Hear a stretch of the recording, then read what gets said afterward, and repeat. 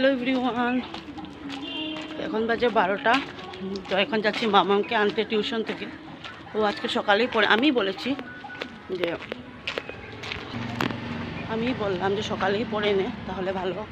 তো মিসও বললো ঠিক আছে সকালেই পড়ে। আজকে যেহেতু রথযাত্রা আর 12টা হলো, আজকে শুক্রবার, মামার আজকে এক্সাম নেই, কালকে আবার আছে।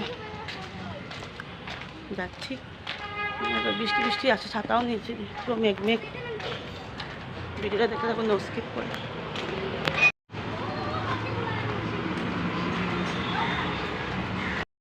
অল্প অল্প রেইনও দিচ্ছে আর ম্যাডাম যাচ্ছেন না। ম্যাডাম এখন ঘরে গিয়ে টিভি দেখবেন, আর আমার এখন গেলে রাজধানী এক্সপ্রেসের মতো কাজ করতে হবে। কাপড় ধুয়ে দিয়েছি অলরেডি, ঘর দুয়ার তো অলরেডি মোছা শেষ। এখন শুধু রান্না করবো, স্নান করবো, ঠাকুর দেবো। আর দেখি যদি বিকালে, আজকে তো রথযাত্রা আছে, যদি বৃষ্টি না তো বেরোবো দেখতে, রথ দেখতে। আমাদের তো গলির সামনে দাঁড়ালেই হবে। অনেক বছর পরে রথ দেখবো, নাই করেও 8-9 বছর পরে।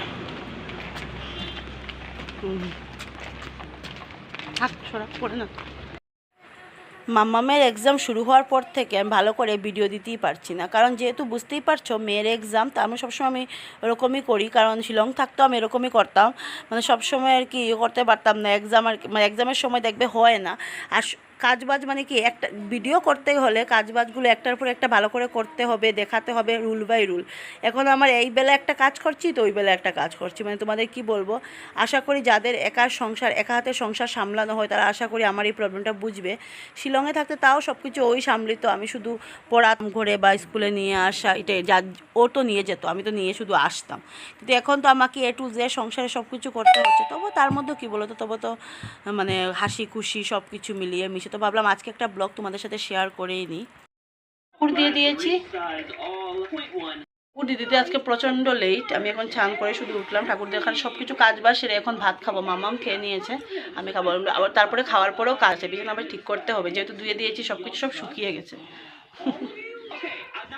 তো এই যেটা হলো আনারসের চাটনি মা দিল এখানে। মাম্মাম দেখো ভালো করে, দিদি খিচুড়ি দিয়েছে, খায়ও নি। আর এটা হলো আমি বানিয়েছি কুয়াশে আলু আর কি ডালের বড়ার তরকারি, আর এখানে শীতল। আর ভাত তো রয়েছে সকালবেলা যেগুলো বানিয়েছিলাম এগুলো।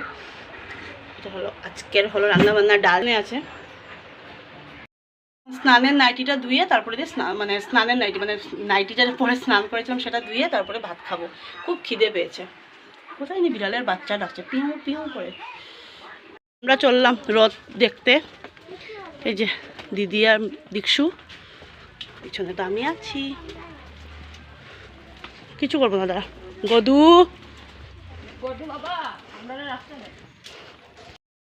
চুল পুরো আমার ভিজা। আজকে অনেক 1 উইক পরে মাথায় শ্যাম্পু করলাম, যেহেতু অম্বুবাচীর জন্য করাও গেল না।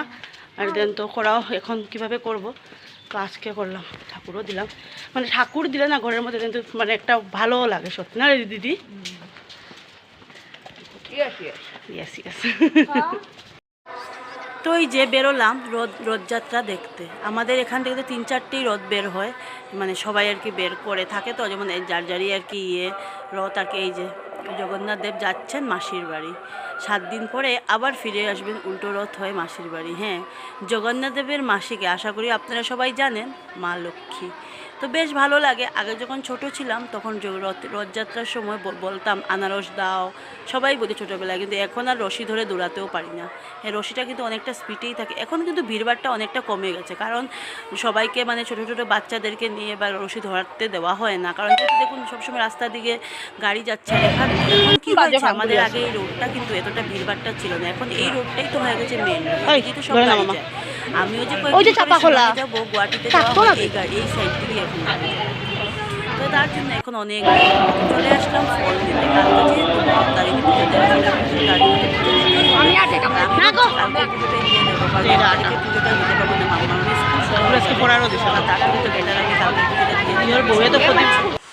তো এখন আর হঠাৎ মানে ভাবলাম যে যাই এখানে করবো। তো গেলাম একটু শ্যামসুন্দর আখড়াতে।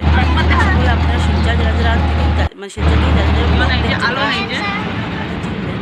আমি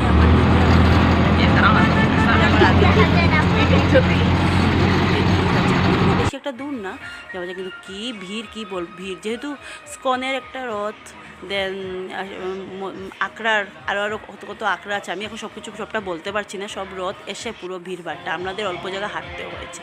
আর কি ভিড়ের মধ্যে সবচেয়ে ভালো লেগেছে আমার মাম্মামকে, ও না একদম ভয় পায় না, খুবই ও বলে চলো চলো এক্সাইটেড, তো ভালো লাগে।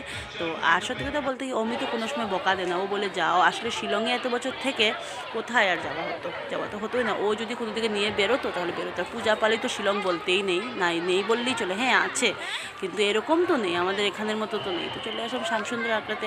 আজকে নাই পরেও হলে 8-9 বছর পরে আমি শ্যামসুন্দর আখড়াতে পাড়া দিয়েছি। মানে আগে একবার এসেছি মামামের জন্মর পরে, কিন্তু তার আর আসা হয় না। শিলচর আসাই হয় 1-1.5 বছর 2 বছর পরে, তাহলে কোথা থেকে আমি এখানে আসবো। হ্যাঁ, এখন থেকে যাওয়াও হবে, আপনাদের সাথে শেয়ার করাও হবে। আর এই যে সামনে সব কিছু এখন অনেকটা চেঞ্জ হয়ে গেছে, আগে তো আরও সুন্দর ছিল, আর এখনও সুন্দর হয়েছে, কিন্তু আগে থেকে অল্প একটু চেঞ্জ হয়েছে। চেঞ্জ তো হবেই, সব কিছু যখন চেঞ্জ হয়ে যায় ঠাকুরদেরও একটা থাকে নাকি। তো দেখুন কী ভিড়, এমনি তো শ্যামসুন্দরতে একটু ভিড়ভাট্টা থাকে, কিন্তু আজকে যেহেতু রথযাত্রা আর হলো জন্মাষ্টমীর সময় খুব বেশি ভিড় থাকে। দেখি যদি পারি আপনাদের সাথে জন্মাষ্টমীটাও শেয়ার করবো, আসবো। জানি না ঠাকুর না টানলে তো কোনো জায়গায় আসাও যায় না। কি ভালো লাগছে এখানে ঢুকে কীর্তন শোনে, মানে কি বলার ভাষা ছাড়া।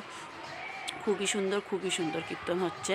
একটু ইচ্ছে ছিল বসার, কিন্তু বসতে তো পারবো না, কারণ মামামের কালকে ম্যাথসের টেস্ট আছে, পড়াতে হবে। হ্যাঁ, মেয়ে তো সব কিছুই পারে, কিন্তু আমার তো ওই যে রিভিশন দেওয়াতে হবে, ওইটাই আর কি। তার জন্য বললাম, দিদিও বললো চল ওকে পড়াতে বসাতে হবে, যেতে এমনিতেও 7টা বেজে যাবে। তারপরে যদি ওখানে গিয়ে আবার ঘরে গিয়ে অল্প দুধ খেয়ে যদি না পড়াতে বসা হয় তাহলে হবে না। কিন্তু আমরা হ্যাঁ ঠিকই। তো আমাদের আর কিছু খাওয়াটাও আজকে হলো না, কারণ যেহেতু আমার দিদি তো সন্তোষী পূজা করে শুক্রবার, তার জন্য পুরো ভিড় মানে আছে আর কি। আপনারা আশা করি জানেন শুক্রবারে সন্তোষী পূজা করলে কিছুই খাওয়া যায় না, খুব রিস্ক থাকে যদি টক পড়ে যায়, তার জন্য। তো আমরা গেলাম আর আসলাম, আর সুন্দর গিয়ে দর্শন করেও আসলাম। বেশ কিন্তু ভালো লাগছিল মনটা। দেখবেন ঠাকুর উপরের মন্দিরে গেলে কিন্তু মনের প্রকৃতিটা, এইটা হলো মেন রথ আর কি। এটাকে প্রণাম করতে পেলাম, দেখতে পেলাম, দেখে বেশ ভালো লাগলো।